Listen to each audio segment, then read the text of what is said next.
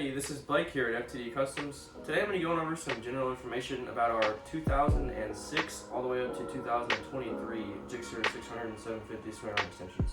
Ready?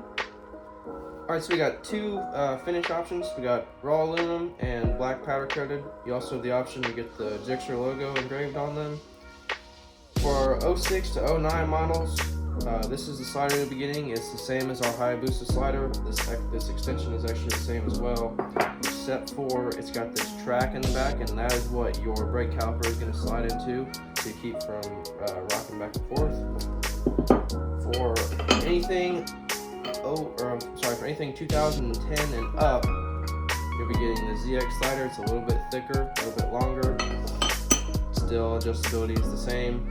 Again, same finish options, raw, black engraved, and the brake setup is going to be the exact same. Track slides in right here, and the only difference really is this slider. If you're opting for the full kit, we got two choices of chain. This is your basic standard chain if you're just riding on the street.